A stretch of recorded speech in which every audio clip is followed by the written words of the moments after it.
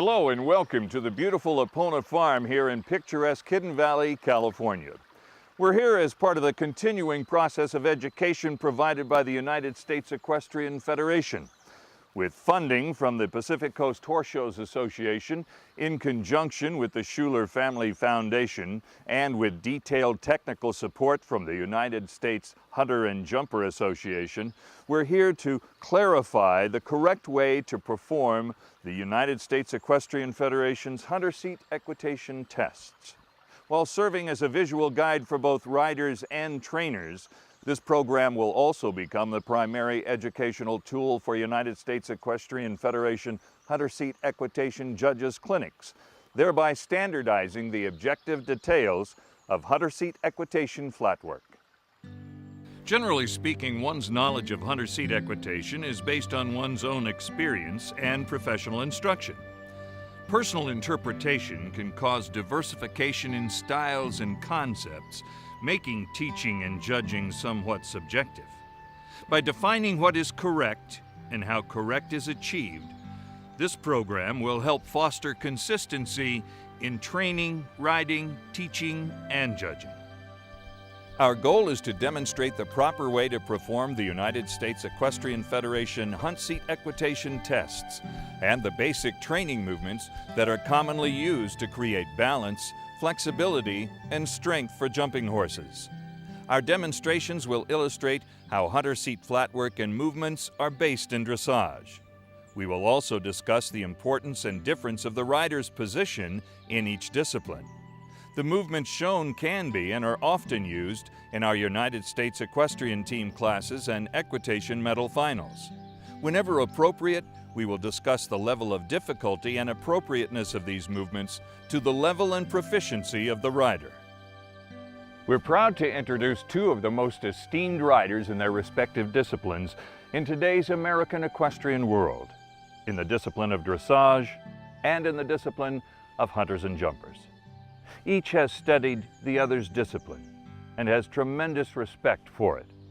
And each of these riders understands the important role that the proper execution of flat work plays in the final results. First, I'd like to introduce the World Cup champion and United States Olympian in dressage, Miss Debbie McDonald. Debbie, give us an overview of your career, starting from the time you got your first ride. Well, I've always had a passion for horses, and when I was 14 years old, I convinced my parents to buy me a pony. And at that time, I just wanted to ride and be around them. I later decided, after watching the Hunters and Jumpers, decided that's what I really wanted to do. So Bob helped me sell my pony, and I bought a horse.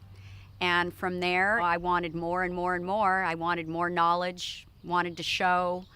When I rode the Hunters and Jumpers, our main business was buying and selling. So we did a lot of pre-green hunters, first-year hunters. It was very rare that we kept a horse long enough to do the regular working, although we did have a few towards the end of my career, and I was very successful with those horses. How did you make the transition, and what drew you to the discipline of dressage? Well, I don't think I would have chosen dressage, except that I had some injuries. And as you get older, you realize that you don't heal as well.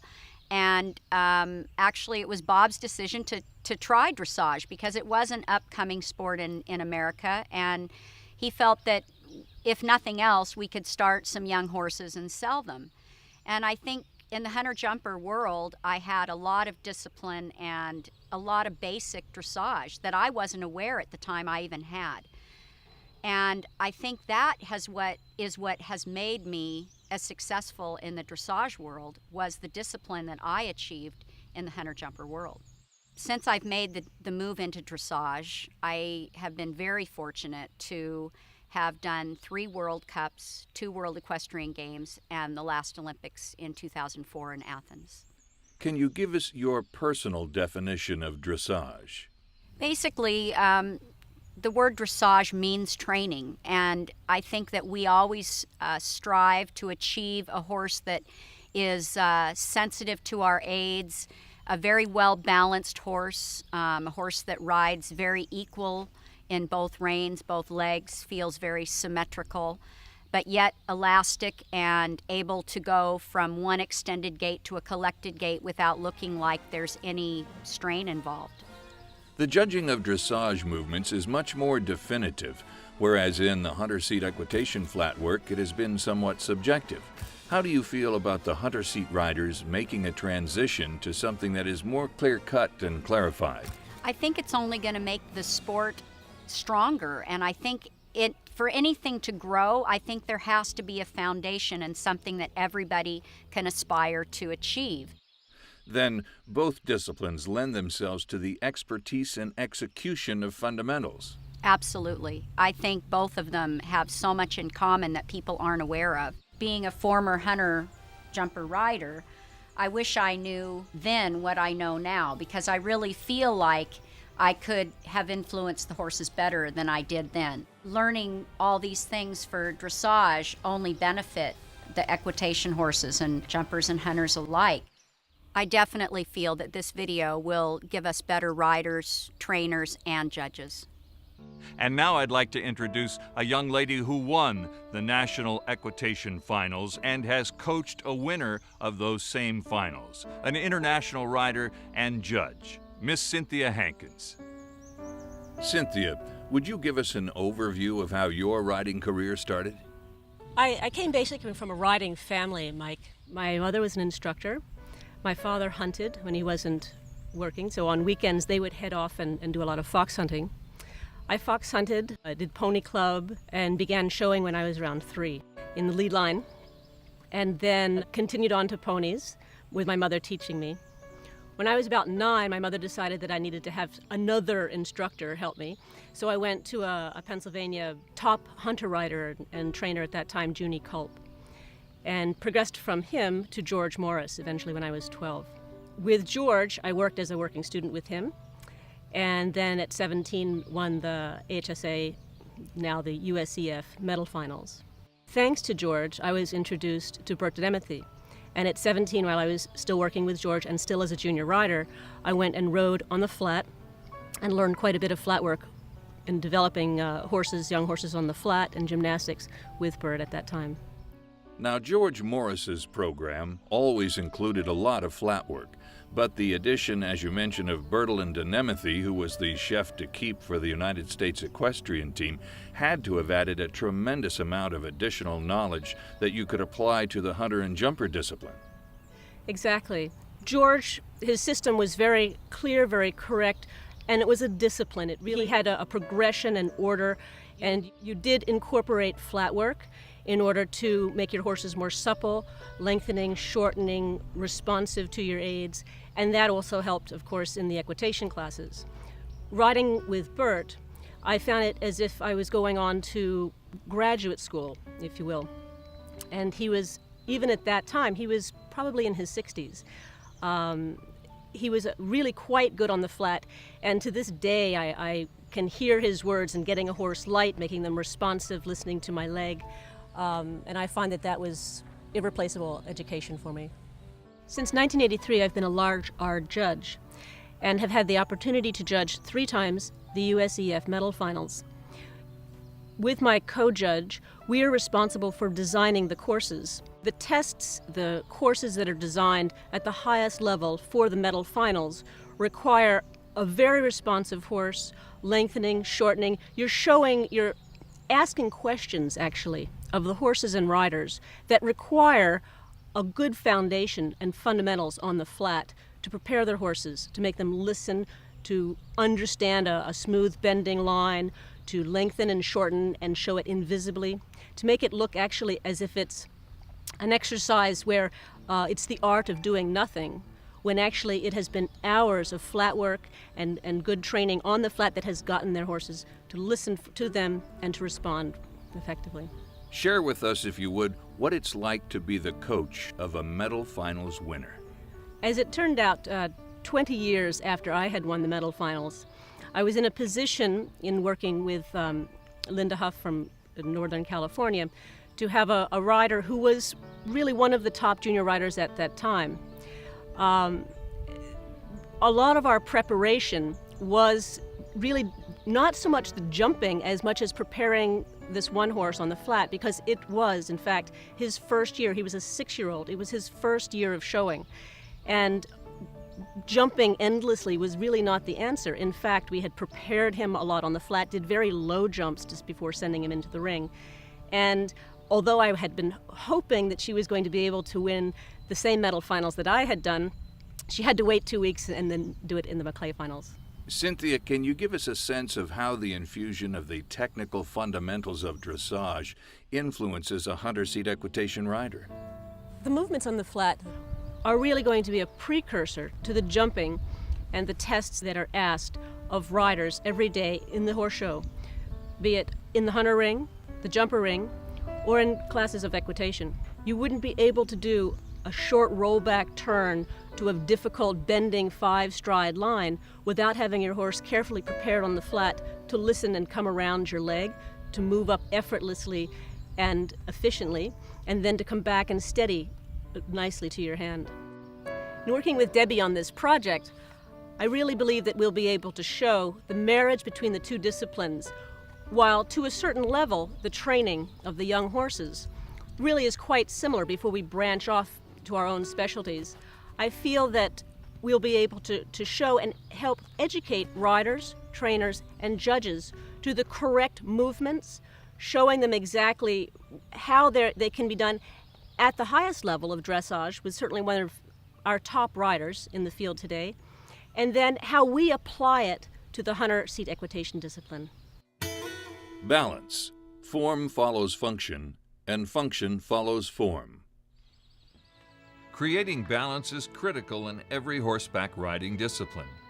Dressage is the discipline of flat work, incorporating a number of specific movements whose goals are not only to achieve suppleness, but to also achieve balance, discipline, and control of the mind and body.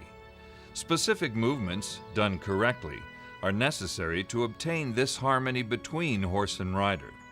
The same is true for hunter seat equitation.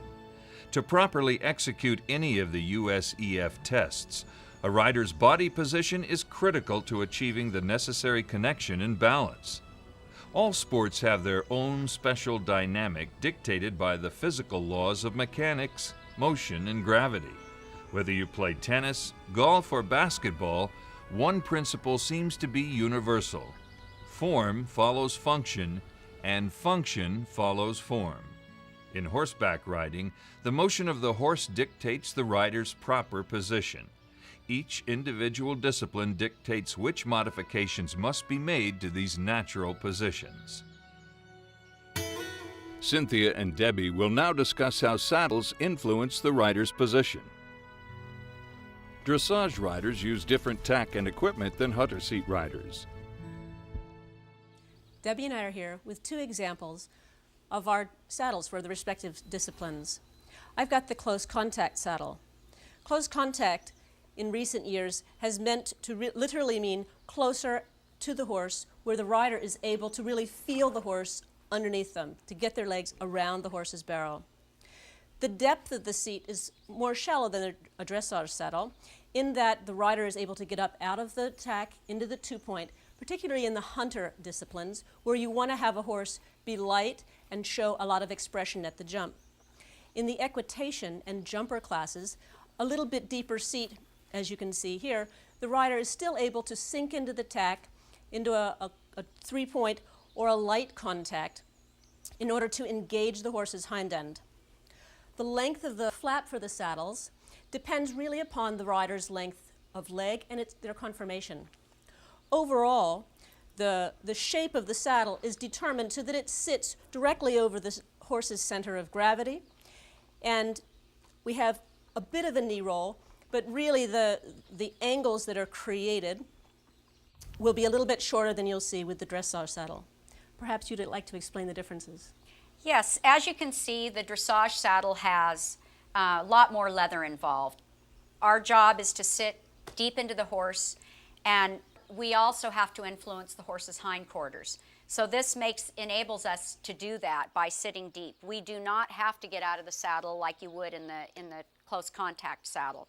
A lot of care is taken in our sport to also make comfort for the horse because we are sitting so much on the horse's back. As you can see, the panels on this saddle are quite a bit deeper and further apart to give a little more base of support for the horse on his back. We also have the same thing with the flaps. Our flaps are according to your length of leg. Mine is short because I'm not very tall, enables me to get more leg on the horse's side and again influence the horse. We have a thigh block instead of a knee roll, and this also helps to keep our leg long and against the horse's body as much as possible. There's many different types of cuts of saddles, and again, this is depending on the horse's width and also the rider. We also have stirrups. There's many different types of stirrups that you can have. These are a stirrup that has a little lever here that you can adjust the angle and makes it also quite comfortable for the rider to be able to position their foot well into the stirrup. I think this basically will give you a better idea, and when we get on the horses, I think you'll then be able to really see the difference in what the position is according to the saddles. Saddles are designed to properly position the rider's leg and body to create angles that best influence the horse for each specific discipline. Both riders are sitting in the full seat, demonstrating how their saddle helps create the proper position for their discipline. Here, Cynthia and Debbie illustrate how their saddles influence their position when they're out of the saddle. In hunter seat equitation, there are 3 basic positions: the full seat or 3-point position, the half seat or 2-point position, and the light seat. The full seat is used at the halt, the walk, the sitting trot, and the canter. Notice the similarity of Cynthia's position at each gait. The half seat is used at the hand gallop, the rising part of the posting trot, and while jumping. The light seat is used at the seated part of the posting trot, and as the rider sinks into their tack a few strides away from a fence. While in the full seat, the visual guideline is from shoulder, hip to heel. In the half seat, the visual line is from hip to heel. Cynthia will now demonstrate and discuss how equitation riders adjust their position for the horse's 3 natural gaits. The position for the hunter seat equitation rider will start at the bottom and work up. The heel should remain down, the ankle in and flexed. The calf is going to be against the horse. The flat of the knee rests gently against the saddle. Inside flat of your thigh will rest against the saddle as well. When it's going to sit on the seat bones, you can adjust your seat by just rising up and stepping into your heel. The upper body remains tall and just slightly in front of the vertical, with the back reasonably arched, just slightly arched, the shoulders open. The hands will be above and in front of the wither, about 2 to 3 inches apart, or bit width. The elbows just in front of the body. Imagine a line running straight down from your shoulder through your hip to your heel. Eyes will be up and forward, chin parallel with the ground. In the working walk, or normal walk, the walk is forward and energetic. The horse is flexed. The rider follows the walk lightly with their leg, eyes forward. The judge may ask in some higher equitation classes for a collected walk, which is short but still animated, or a walk demonstrating a lengthening of stride.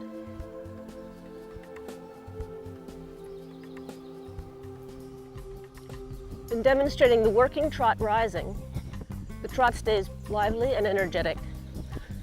The rider posts with the motion, the upper body a couple of degrees, 15 to 30 degrees in front of the vertical. Here, Cynthia demonstrates a working trot sitting.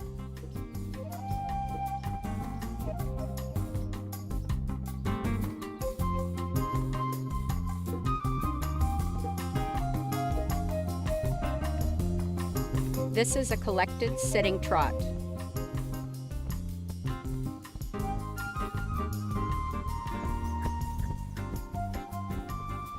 Now Cynthia is demonstrating a rising trot with a lengthening of stride.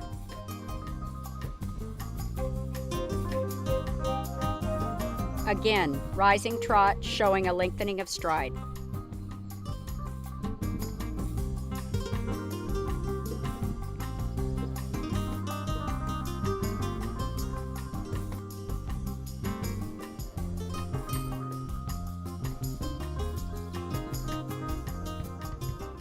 This is the working canter.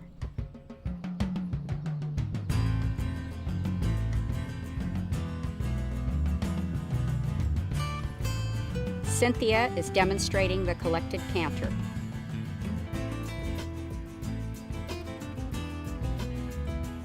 This is a canter showing a lengthening of stride or a strong canter.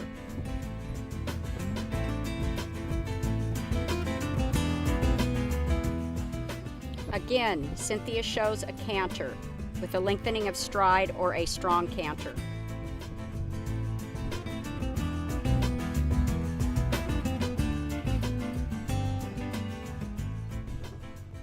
Cynthia will now demonstrate some of the most common position flaws seen in the show ring.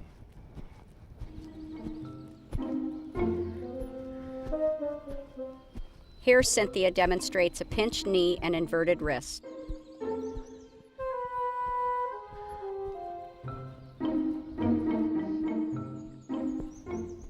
Cynthia is now cantering ahead of the motion, also called perching.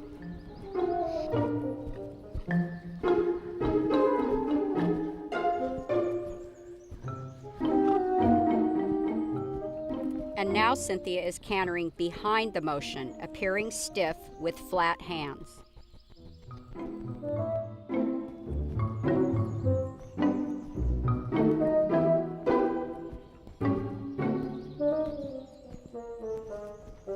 Cynthia is visually pumping her upper body.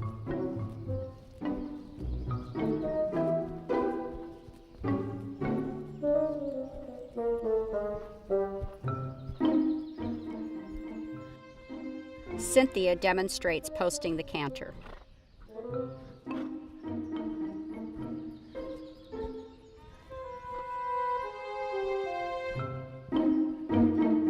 Cynthia forces the post at the rising trot.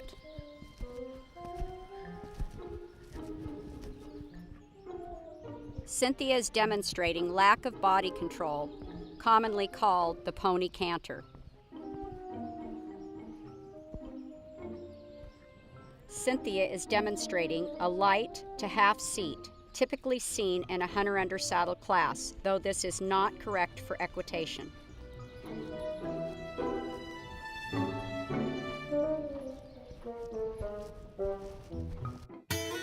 Debbie will now demonstrate and discuss the proper position for dressage riders. I'm here to talk about the dressage seat and how it's different from the hunt seat. We'll start from the bottom and work our way up. We'll start on the foot. The ball of the foot sits on the stirrup. The foot stays parallel to the horse. From there we work on up. As you can see, we ride very light in our calves. This way we can also influence the horse and enable the horse to come through from behind to the forehand. We then work on up through our body into our hip. Again, everything stays very relaxed. We have no gripping power whatsoever right here. Our seat is very much deeper than the hunt seat saddle, and that is because we need to sit deep into the horse's back and influence the hindquarters. This enables us to do so. We also have an imaginary line that runs from the shoulder, the hip, to the heel. And from there, we keep our shoulders relaxed, not too arched in our back. I'm demonstrating the use of the double reins. There are two ways you can hold your reins. Either one is acceptable in dressage or hunter jumper. You always want to make sure that the snaffle rein is on the outside, separated by either the ring finger, which is the way I choose to ride. I feel this way I have more control over collecting my reins, or your pinky finger. Either one is acceptable. Also the hand, just at a slight 30-degree slope, relaxed line from your elbow to your hand. And we keep a nice soft feel onto the horse's mouth with a soft elbow and our thumbs up and chin up as we look ahead.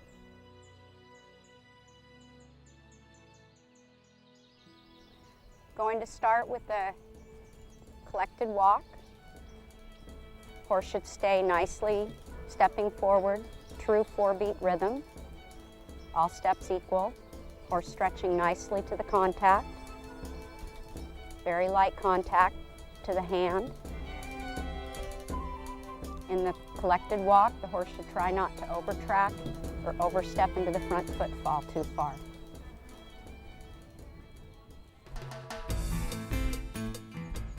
Collected trot. Horse should stay nicely, true 2-beat rhythm. Horse again, staying in a nice contact. Again, keeping the rhythm not quick. Rising trot. In dressage, used only through training level, although used daily in warming up and cooling down. Extended trot.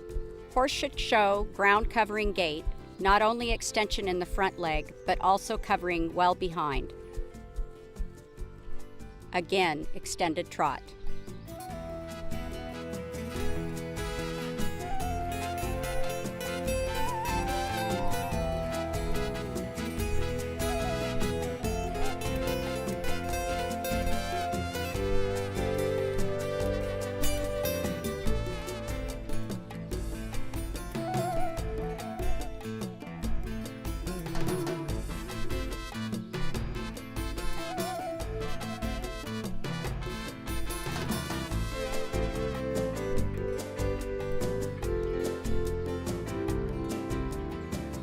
Working canter, a 3-beat gait used in dressage up to 3rd level, where then collected canter is introduced.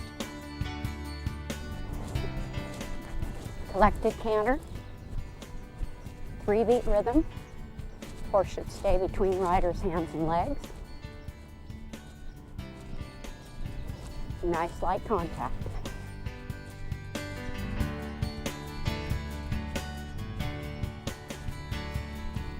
And a very collected canter in preparation for what we call a canter pirouette. Horse needs to stay very collected,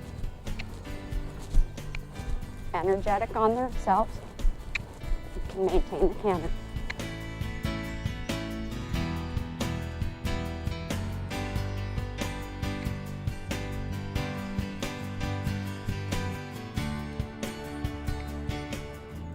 Extended canter. Horse covers a lot of ground, should stay on the bit.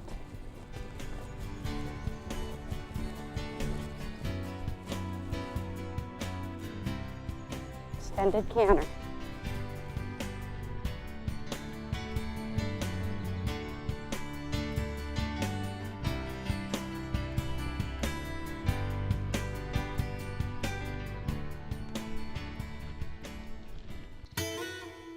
Connection, forward, straight, and in a frame. Once proper position is developed, a rider's goal should be keeping the horse in balance, on the bit, and connected. A common adage is to ride the horse forward, straight, and in a frame. Proper flat work creates a flexible, balanced horse, able to engage the hind end and come forward through to the bit. We use the term a lot, a horse in front of the leg, but do people really recognize what that is? And that is a horse that's stepping from the hind leg up to the bridle. And therefore, you're able to keep the horse's frame in a lovely position, a horse that doesn't fall behind the vertical, let's say, or too far above the bit, and is able to step into the bridle with power and lightness. Higher level equitation classes require that riders demonstrate their ability to keep a horse connected. Here Cynthia's horse is on the bit, in front of the leg, going forward and straight. Notice the horse's top line. The horse's neck, withers, and back are raised, with the hind legs tracking well underneath. Drawing a plane along the top of the horse's neck from the 3rd vertebrae to the pole, you can see that the horse's head is on the vertical and perpendicular to the ground. At extended gaits, horses can be on the vertical or slightly ahead. So riding forward and keeping a connection. The level of riding, the level of the courses that are quite demanding as the riders become better at the top Medal and McClay levels require a horse that comes forward from the leg, that comes back, that collects, that bends, that turns. None of that can be executed without good foundation, without good flat work. Common connection faults. Keeping the horse in front of the rider's leg and maintaining a connection with the horse's mouth is critical. Cynthia will now demonstrate several connection flaws commonly seen in the show ring. Here Cynthia shows a horse behind the vertical.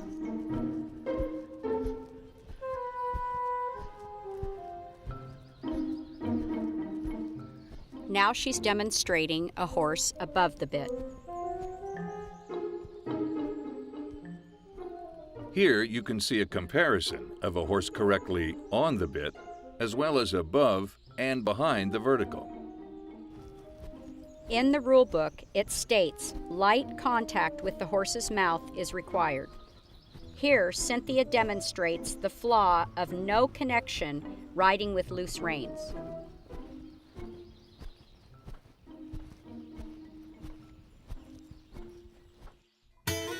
Upward and downward transitions.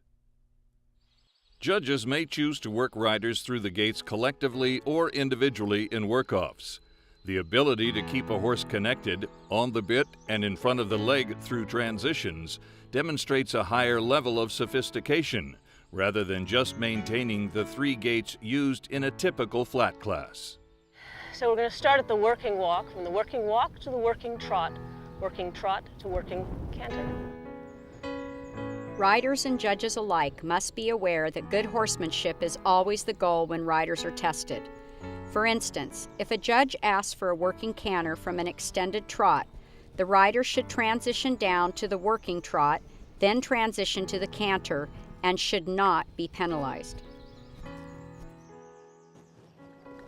I will now demonstrate downward transitions, starting with the canter to the trot and then the walk.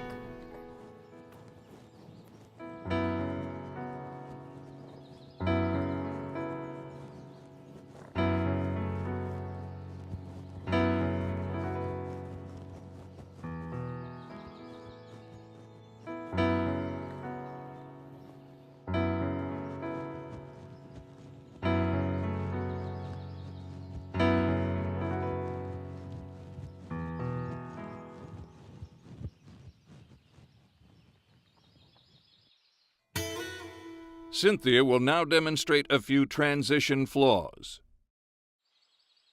Abrupt canter, downward transition.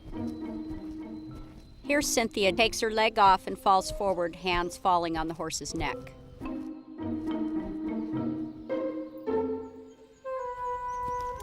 Here Cynthia falls behind the vertical and loses her connection as the horse rises above the bit. Here Cynthia is caught ahead of the motion as the horse falls behind her leg. Definitions for lateral work. To clarify some terms used in training and showing, Debbie will explain tracking, inside and outside aids, and when and how they change. Tracking left, counterclockwise. Designation marker here is the outside of the arena, is the outside of my aids, the inside being the inside aids. I'm bending the horse to the inside, like in haunches in.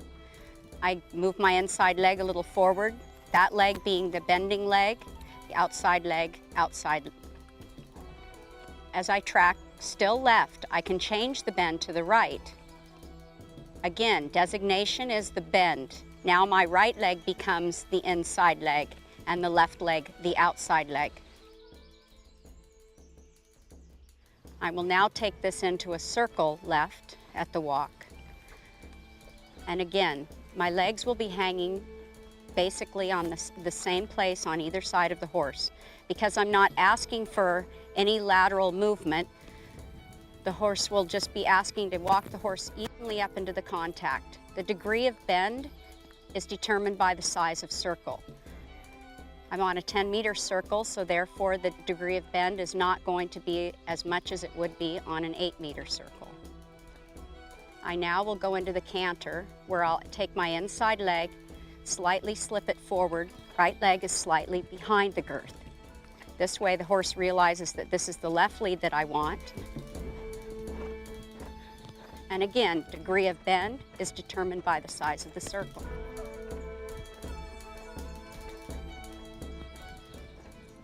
I will now do a simple transition to walk and pick up the counter lead, where I will now take my right leg forward and left leg slightly back to let the horse know I want the right lead. Again, designation is the bend. Now my right leg becomes the inside leg and the left leg the outside leg. The horse should be listening to the rider's legs and not being bent too severely to the outside. From here, you can go into a flying change quite easily by slipping your leg, your right leg back and your left leg forward.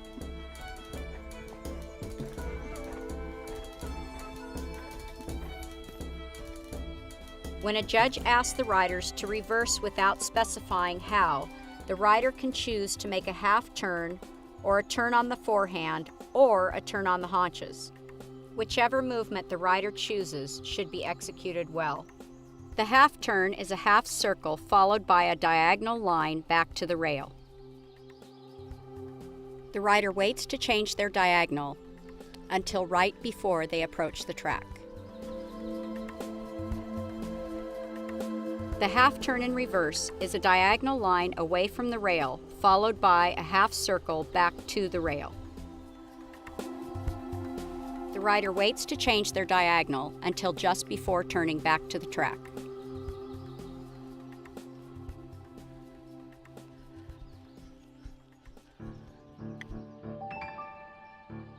Going to demonstrate a turn on the forehand to the right. This is a movement where the horse is moving around his front end, the haunch is moving around the front end and moving away from the rider's right leg. Walking into it is preferable. The horse that way can keep maintaining a forward momentum without pivoting on one leg and then walking on out. I'm now going to demonstrate a 360-degree turn on the forehand, which is used in the hunters and jumpers.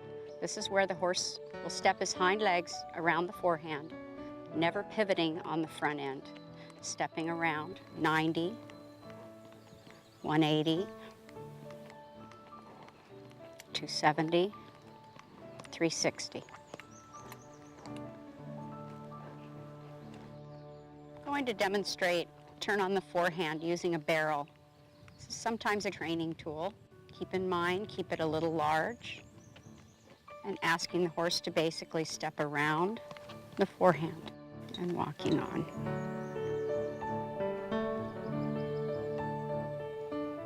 Going to demonstrate the turn on the haunches to the left. This is a movement where the horse is bending in the direction he's going. The horse should never stop and pivot on the hind leg. Horse is bending around the rider's inside leg. Inside leg is slightly forward, outside leg is back, and maintaining the bend. Hind legs should keep marching. Horse is bending around the rider's inside leg. Turn on the haunches, 180-degree turn to the left. I'm now going to demonstrate a 360-degree turn on the haunches. In the dressage, we normally don't do more than 180, but sometimes in the hunter jumper, they'll be asked to do more. This is where the horse, again, steps around, 90, 180, 270, 360. You're now looking at an overview of the arena. It has been separated by a center line and two quarter lines. To better understand and execute a serpentine, a rider can visualize a geometric pattern of the ring by using the quarter lines and center line for reference. Lateral exercises and movements.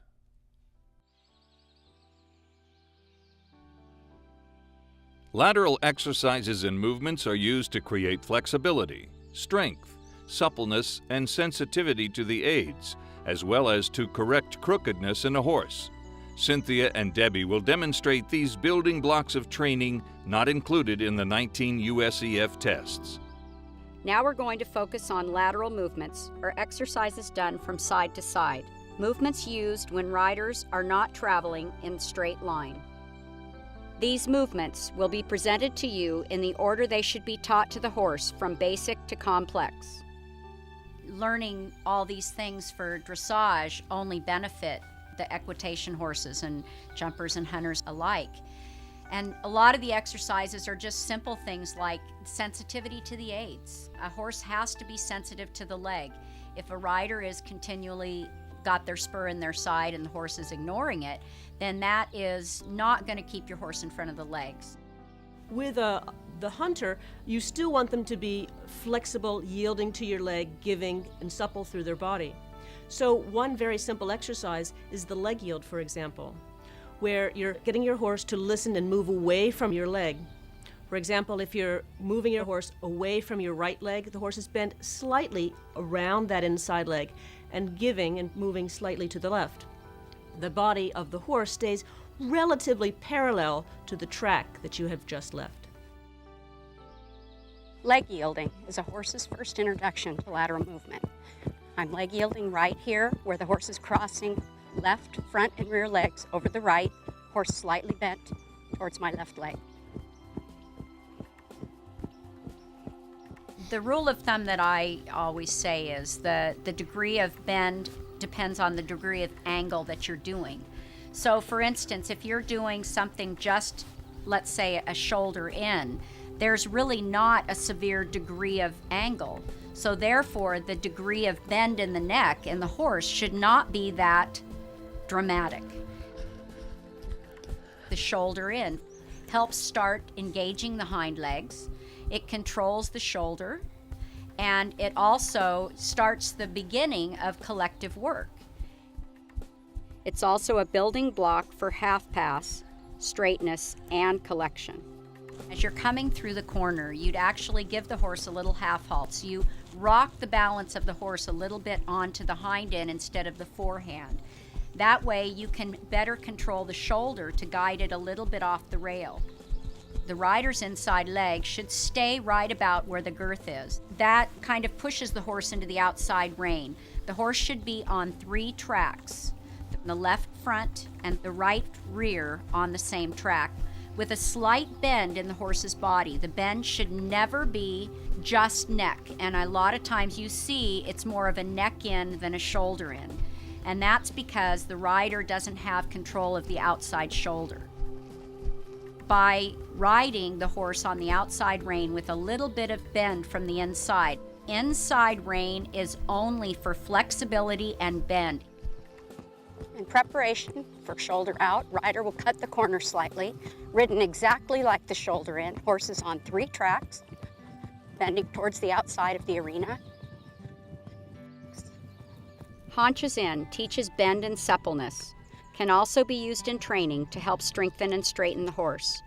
It's a building block for half pass. Haunches in right. Horse is bending around, rider's inside leg, looking in the direction he's going down the rail, stays on 3 tracks. Rider's outside leg is slightly behind the girth, inside leg at the girth. Horse equally connected in both reins, stepping to the hand. Haunches out, also referred to as renvers, helps teach bend and suppleness.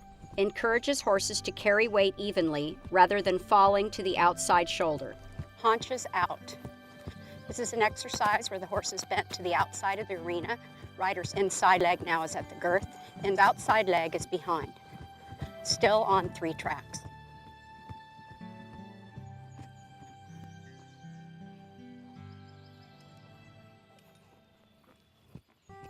Half pass improves engagement, collection, and suppleness. To simplify half pass in a rider's mind, think of it as nothing more than haunches in along a diagonal line. Shoulders should always be leading. I always tell my riders, you pick a line, whatever line you choose, and you ride it no more than a haunches in on that diagonal line. And you always let the shoulder lead, and you have to allow the horse to know where he's moving to. If you push the haunches ahead, it's very hard for the horse to get to that final destination. Or if they can execute a good haunches in, the half pass is very simple. And that's why we train them in sequence. We do the haunches in before we introduce half pass to our horses.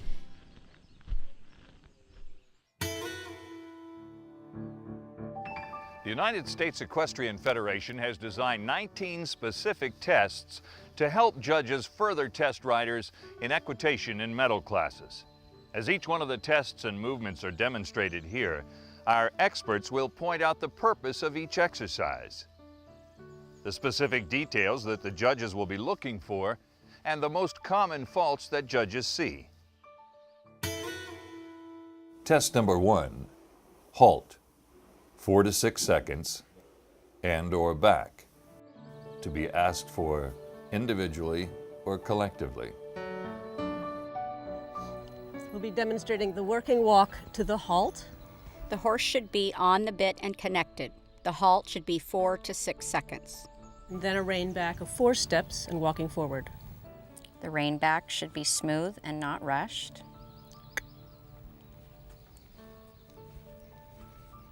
And if the judge does not specify, you should walk forward after your rein back.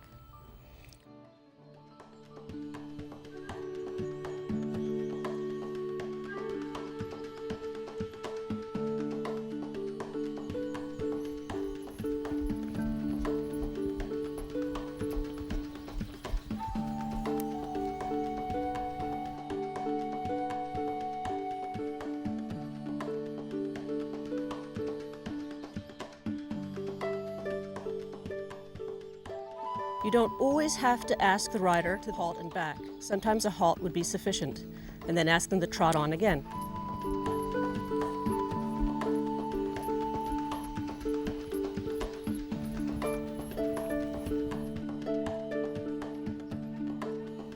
Unlike in dressage, where the halt is judged in all 4 legs in a square position, in hunters and jumpers, horse can remain uneven and unsquare as long as immobile.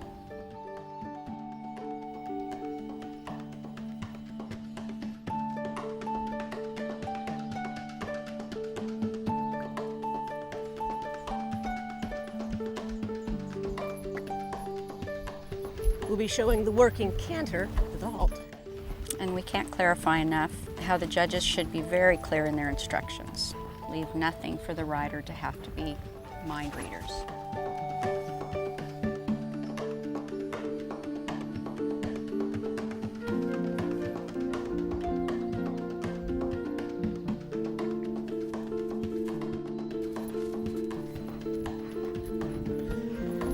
Try the hand gallop.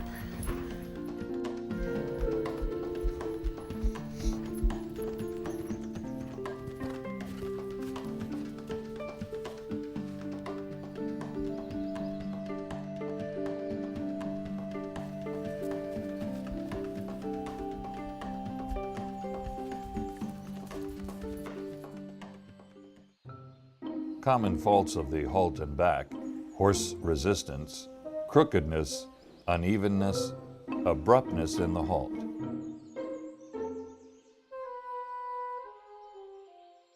Rider demonstrated abrupt and crooked halt. Horse above bit, rider behind motion. And that was a demonstration of visual use of the upper body to canter off. Test number 2, hand gallop.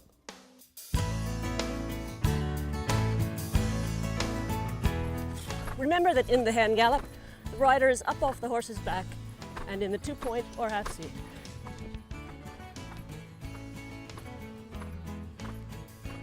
Something that judges must penalize if they see that they've asked for a hand gallop and the rider remains seated. If you use the hand gallop as a test, it might be between the judge's booth and the announcer stand, for example. You could also ask for the hand gallop to be directly to a fence. Common faults in the hand gallop are extreme crookedness, quicker strides, or resistance at hand gallop. No variation of speed. Riders seated at the hand gallop. This is the hand gallop staying seated. This is one of the flaws.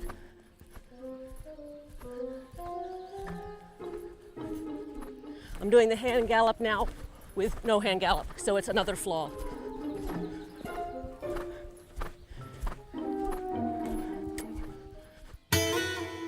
Test number 3, figure 8 at the trot, demonstrating change of diagonals. A figure 8 is two circles connected by a straight line. A figure 8 should never be elliptical or use diagonal lines to change direction. When circling clockwise at a trot, riders should be on left diagonal.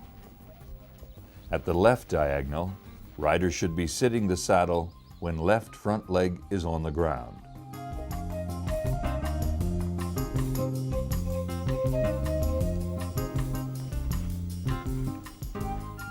Riders should change diagonal on the straight line. When circling counterclockwise, riders should be on the right diagonal. At right diagonal, riders should be sitting the saddle when right front leg is on the ground.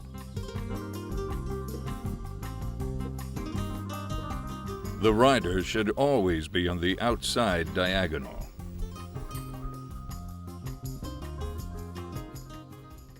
The judge may ask a rider for a sitting or rising trot figure of 8, but must specify which they prefer. The degree of bend should never be greater than the size of the circle. If the judge has a preference on the size of the circle or the direction the rider starts the figure 8, he must specify his preference and not penalize the rider. We can't stress this enough. The judge must always be clear in his instructions.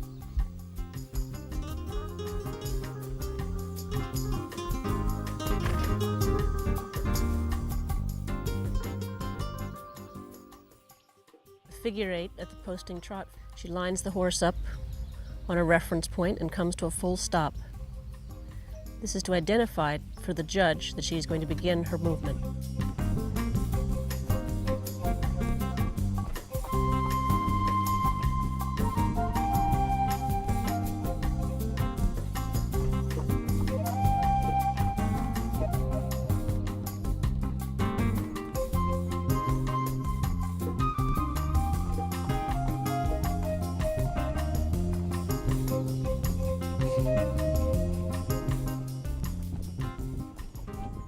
The rider is careful that the center point does not vary, but begins and ends her figure 8 at the same spot.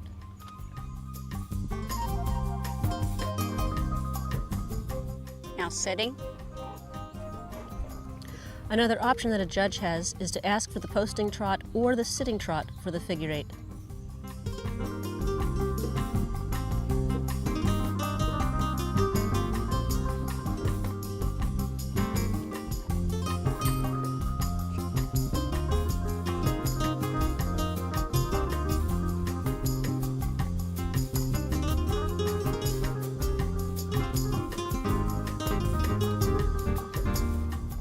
In the figure 8, the judge is looking for symmetry and evenness in the size of the circles.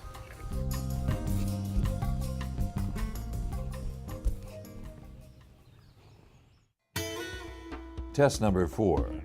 Figure 8 at the canter on the correct lead, demonstrating a simple change of lead.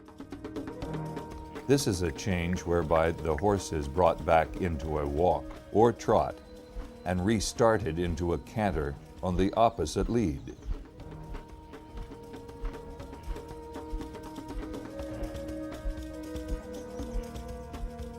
Figures to be commenced in the center of two circles so that one change of lead is shown.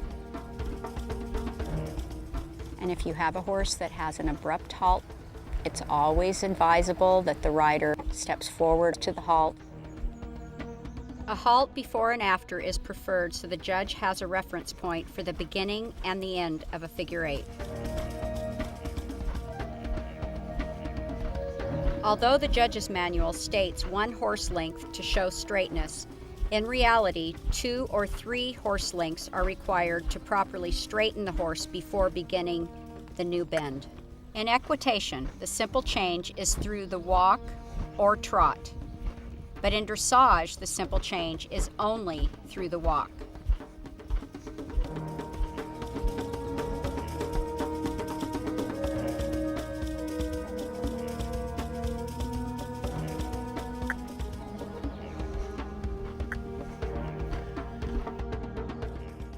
We're doing a figure 8 at the canter with the trot change this time.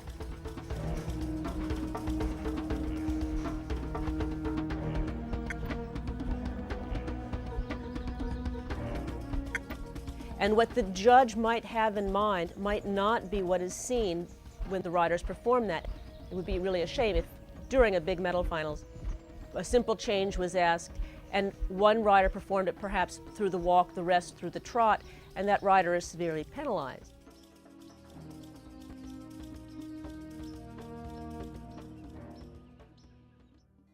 Not all of the tests in the rule book for equitation can be demonstrated by our experts.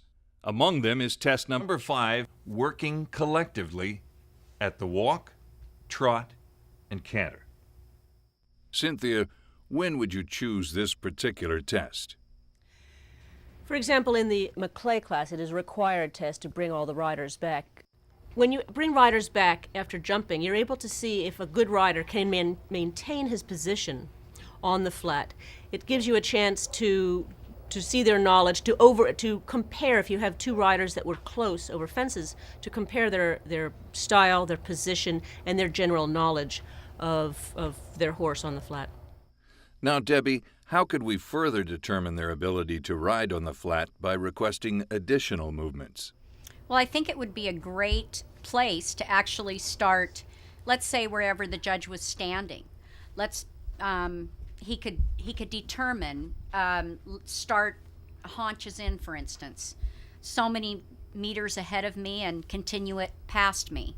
And it would also show a better knowledge of horsemanship and actually, good basic dressage, and the ability to be able to maneuver their horse within that area would be a great test as far as I'm concerned. Cynthia, can you further add to that by telling us what judges should be aware of when asking for these lateral movements that are not included in the 19 USEF tests? Yes, I really think that of a rider, a maiden, novice, limit rider, asking them to do a half pass or a haunches in or even a collected gait at that point in their riding, you're going to see it poorly executed because they're really not ready with their level of training. So I think riders must be the judges must be very clear and have a knowledge of the group that they're working with.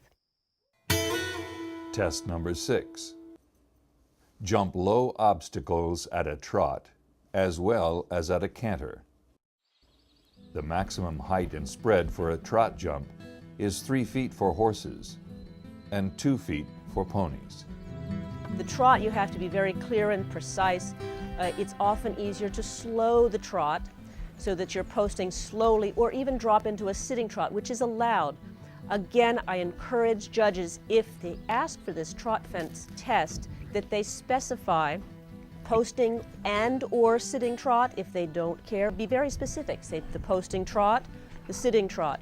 Because if they have a preference of one or the other, the riders cannot know that. Additionally, I think it would be very difficult to completely give a rider a 0, for example, if they canter one little step before the trot jump. Jump low obstacles at a canter. It's very good for a judge, if they have a few moments before a medal class begins, to get a test in mind so that they're prepared when the time comes to write it out and to have this handwritten note given to the announcer, because what they're thinking and what may be announced are often 2 different things.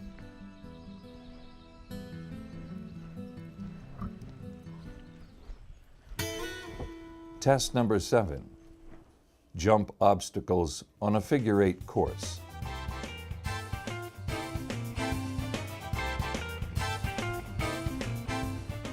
It's difficult to ask because of the courses that are involved.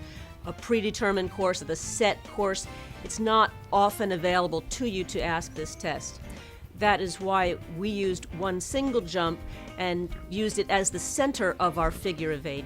So you have that test available to you, rather than picking 4 separate jumps, for example, and showing a figure 8 through the center of the ring.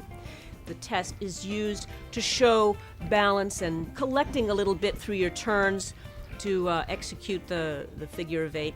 It shows that you have to have 2 to 3 strides before the jump and after the jump to keep the horse straight and in balance. Test number 8. Questions regarding basic horsemanship, tack, and equipment and/or conformation. Let's talk a little bit about what type of questions judges might ask exhibitors based on the level of the riders. It's actually a question, the test of a question is something that I have used, not with great frequency, but often enough that people know that if I'm judging a medal class, there is the possibility that that test may be used. I find that for all levels, whether I've even had judging a short stirrup class, I've gone down the row afterwards because they're beginner riders. They're starting from at the bottom and have asked them to identify if they know a part of their saddle or what keeps the saddle on their pony. I find that the questions are good because we have to have a connection between the horses and riders and they have to know what's underneath them. So I find that, again, depending on the level of the class, certainly the degree of difficulty of the question reflects that. So, for example, for a medal class, I might ask something very simple like starting at the wither and going down to the ground, describe as many parts of the horse's front leg as possible. So parts of the horse, parts of the tack.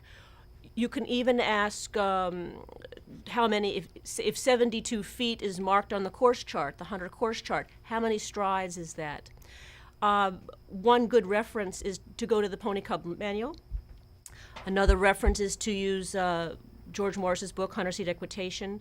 But basically, I find it a very good test, and it's not too trying at the end of a long day. For the judges, it's a test that doesn't tire the horses out too much. One of the benefits of this test, I feel, is that we've gotten away more and more from encouraging horsemanship, general horsemanship in riding.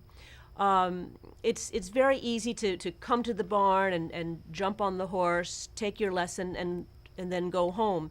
It's a factor that has to be included in one's riding and general knowledge of horses, is to know the parts of the horse, to know what kind of tack your horse wears, to be aware of general veterinary issues and so forth. It's just part of a well-rounded education in horsemanship.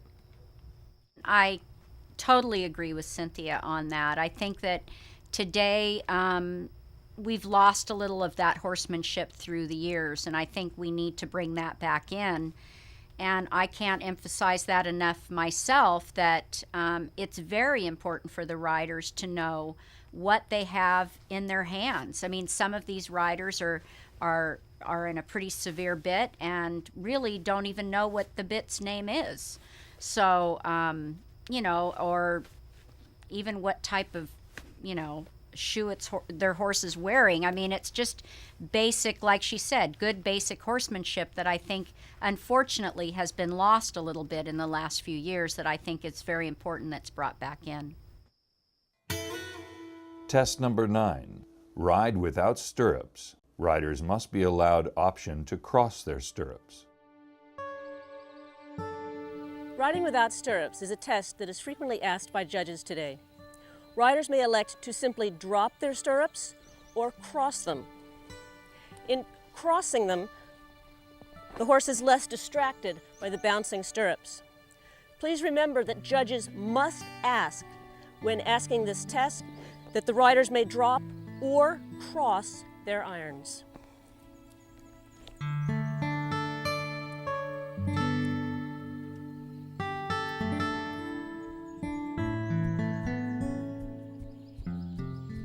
In the sitting trot, the rider remains stable, the leg close and secure against the horse's side.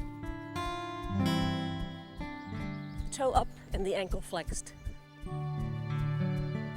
The test of riding without stirrups should be homework. This is homework. This is what riders should be doing at least a little bit every day. The work without stirrups should reveal to the judge that the rider has a good sense of stability and balance with their horse. In the posting trot, the rider's upper body is inclined slightly forward. The post is clear and distinct. In the working canter, the rider's upper body is inclined slightly forward. The carriage is tall and erect, the leg down and stable. In the working canter, the rider follows the horse's rhythm. Ride without stirrups. Common faults: leg and heel position changed, stirrup leather twisted, inability to retrieve stirrups. In retrieving the stirrups at the walk, the rider uncrosses them, takes them back immediately, and then slides them up into position. The judges must allow the riders an opportunity to do so. For those riders who elect to keep their stirrups down and hanging, when they take their stirrups back and retrieve their irons, they should not look down to check that they have retrieved their stirrups. Riders who elect to keep their stirrups down and hanging should take them back without looking. Test number 10. Jump low obstacles at a walk as well as at a canter. The maximum height and spread for a walk jump is 2 feet. You do want to see that the rider comes and tries to hold the walk as long as possible, right to the base, and then softly follow the horse. One of the flaws would be that the rider not get left behind as the horse leaves the ground.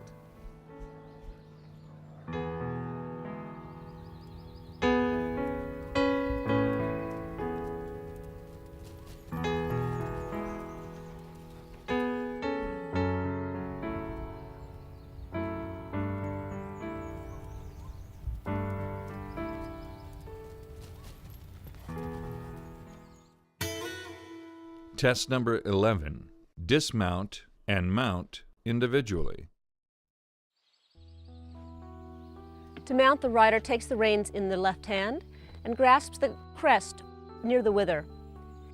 She takes the stirrup in the right hand, swings her left foot into it, lets the toe shift at the girth, not into the horse's ribs. She shifts up and on easily, picking up the reins. Common flaws that occur while mounting include letting the rider's toe poke into the horse's ribs, landing heavily in the saddle, dropping the reins and losing control, or allowing the horse to walk away. Dismounting, the rider may either step off or slide off. I prefer the latter, as I feel that if a horse would move away, you could get caught up and dragged. Swinging over and sliding down. The rider will then run the stirrups up on both sides and take the reins over the head. Test number 12. Turn on the forehand. Cynthia will demonstrate the turn on the forehand from the halt. First, stop your horse square. The horse is going to be moving away from your inside leg. As the horse moves around, the hind end comes around the front end. Try to keep the front end active, the front end keeping time. Walk away from the turn on the forehand afterward. It should be encouraged, really, that it become an example of a training exercise, and we encourage the same application of using the test through the walk rather than coming to a halt first. Turn on the forehand is something that we don't use much in dressage, definitely not in a test. We use it in schooling sometimes, but we actually have the horse do it quite large and step forward all the time, promoting the horse to walk forward to the contact. Turn on the forehand. Common faults: backing, horse resistance, walking forward or sideways, pivoting. As you can see, horse is not maintaining the rhythm in the front legs. We'll do it once again, just legs. Here the horse is pivoting.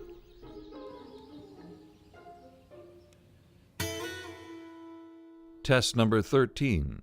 Figure 8 at the canter on the correct lead, demonstrating a flying change of lead.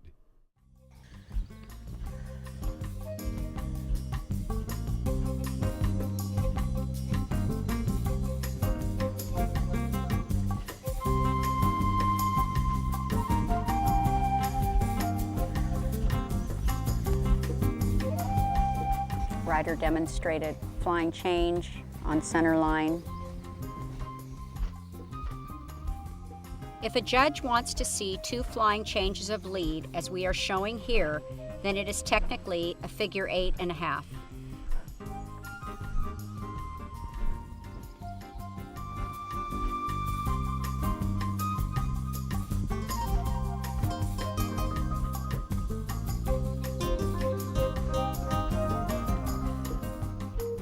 And again, walking forward to square the horse up.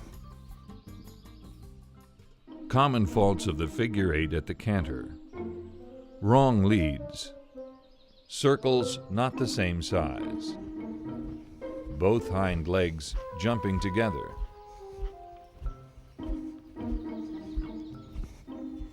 Changing late behind. Variance of speed. Test number 14. Execute serpentine at a trot and/or canter on the correct lead, demonstrating a simple or flying change of lead. Cynthia is demonstrating a 3-loop serpentine. A 3-loop serpentine is 3 half circles connected by a straight line. The rider should change their diagonal in the middle of each straight line, followed by the halt.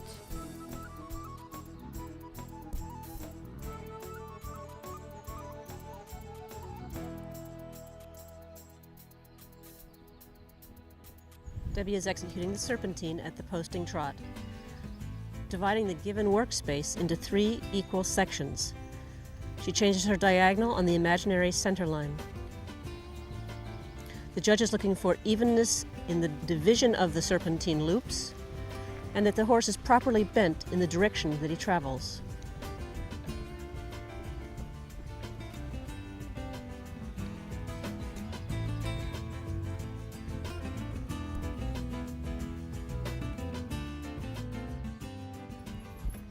Cynthia's demonstrating a 3-loop serpentine at the canter with a simple change of lead through the trot.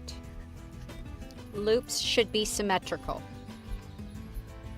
Judges look for straightness, changes to be clean, and that the horse is on the aids.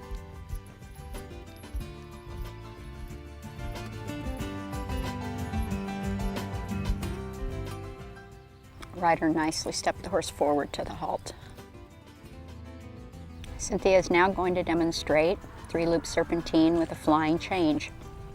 Again, judges are looking for straightness, changes to be clean on the aids. Rider demonstrates nice bending around the half circles. Rider walks horse forward to halt.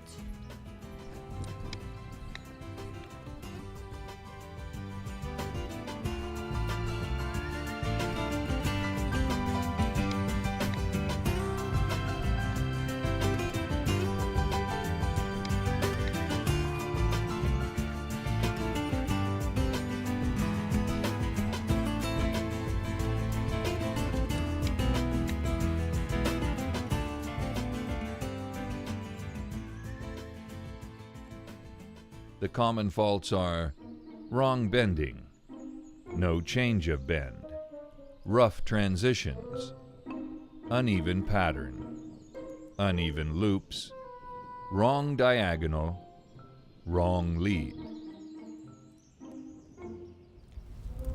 Faults sometimes seen from a judge's point of view would be not straight lines, rider not looking where they're going, not changing their diagonal, crooked lines, irregular circles, not symmetrical.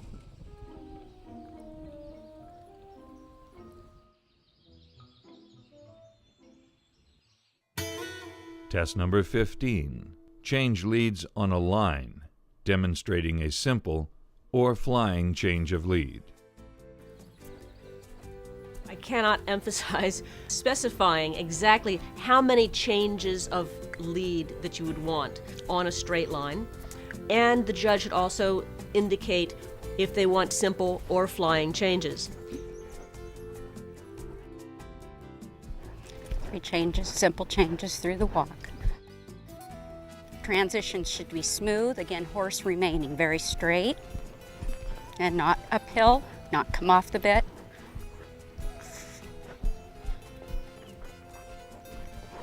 Flying changes on the straight line. Basically, you want to see that the rider has the ability to keep the horse straight through the changes, and that they divide the work area that is given along a straight line, for example, into equal segments. Another tool that I like to think of is that the rhythm should never change before or after the flying change. One of the things you'd want to check for is the straightness, but another thing you'd want to check for is that the rhythm was the same on the front side of the change and on the back side of the change. Test number 16, change horses. Note this test is the equivalent of 2 tests. Let's move now to number 16, one that has some controversy and one that should be used sparingly.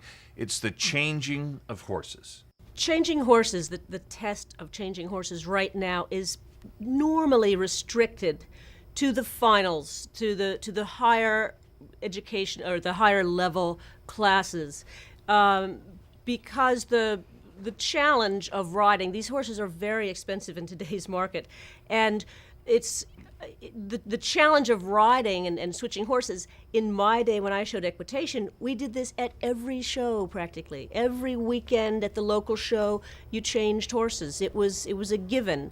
And the good trainers, they knew the other horses. The riders watched the other horses. You learned how to do that, and you you used the same artificial aids, a stick, spur, whatever, and you gave the other person how your horse rode.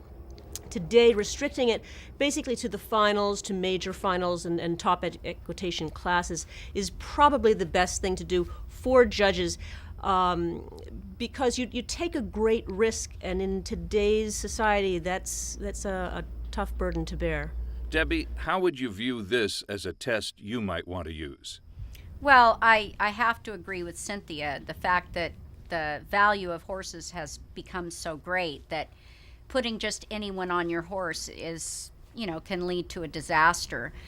The one thing about dressage horses that when you get to that a little bit higher level, for instance, like the flying changes become, we say, very personal, because it depends on where your leg would hang on a horse. Someone that has a long leg, and rides that horse every day, then you put somebody like myself on that horse that has a short leg, and I start asking for the flying changes, even though we'd ask the same, my leg would hit that horse in a different place. That could become, a little tricky. So there are places in Europe that they do this. It's not done very often. It's more in a professional type situation. And it is quite interesting to watch because it does show you how personal aids can become. And you'd be very careful which riders you had switch horses. Oh, absolutely. You really need to be aware of the riding level. Certainly you wouldn't, if you're judging a one-day horse show and it's a very poor class, you wouldn't want to simply pull that test out of the bag as something interesting to do. It's really far too risky and dangerous for horses and perhaps for the riders if the level of riding is really not up to par. Test number 17, canter on the counter lead. No more than 12 horses may counter canter at any one time. In picking up the canter on the counter lead, the rider keeps the horse straight, does not over-exaggerate the bend. In riding the corner, the rider keeps the horse bent slightly in the direction of the lead that they're maintaining. A counter-canter departure from the walk. Again, horse should remain straight, not hurried into the transition, remain on the bit. and sensitive again to the aids so that you guarantee straightness.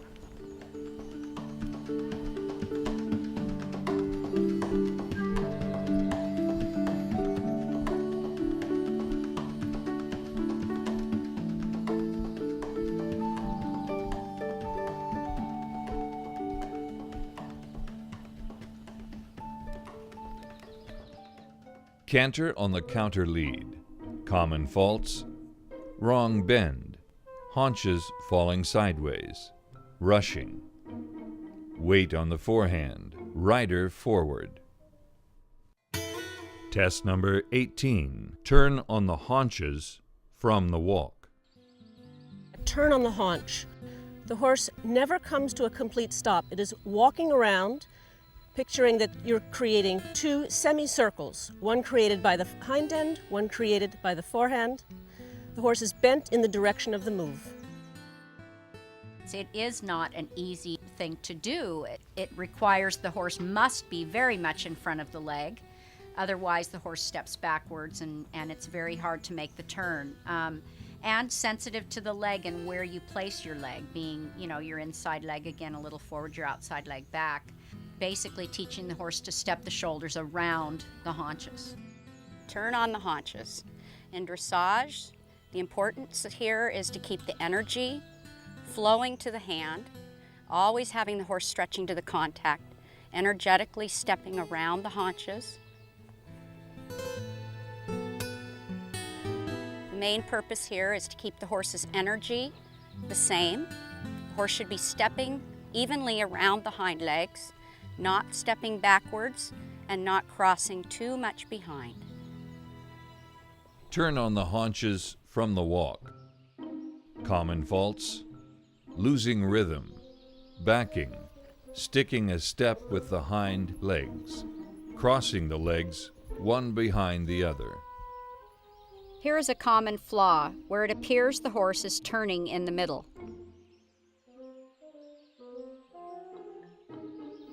In demonstrating the turn on the haunches, never come to a complete and total halt.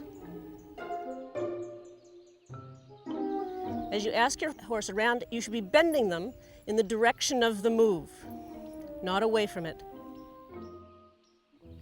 Again, not too large, but the horse should continue to step around and not get too low in the pole, like this horse is doing at the moment.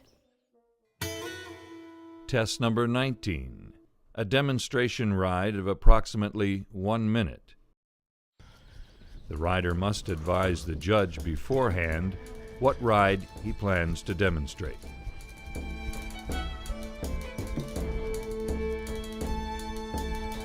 It's a good opportunity for riders to show off what they can do, their horse's best features. For example, if a horse does beautiful flying changes on the straight line, that's a moment to let it shine. Most top riders probably have a 1-minute test in mind, one or two they could work in around the jumps in a given area, because that gives them a chance to really just show off in front of the judges.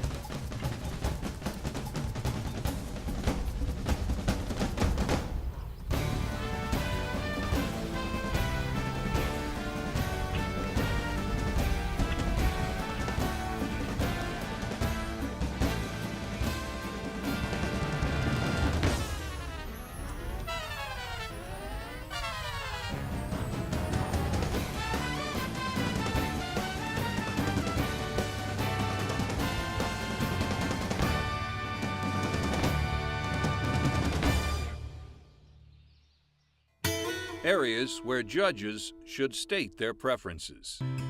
Whenever possible, we have been clear about how the USEF tests should be executed.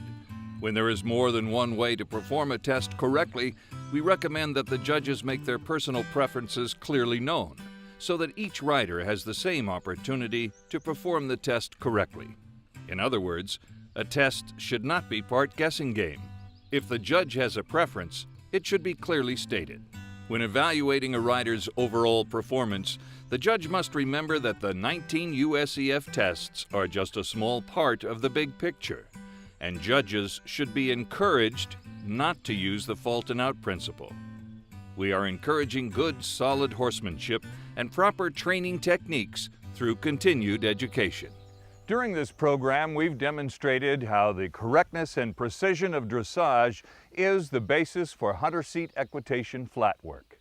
We've examined the 19 United States Equestrian Federation equitation tests, discussing faults, and showing how proper training can develop strength, flexibility, stamina, and concentration for both horse and rider.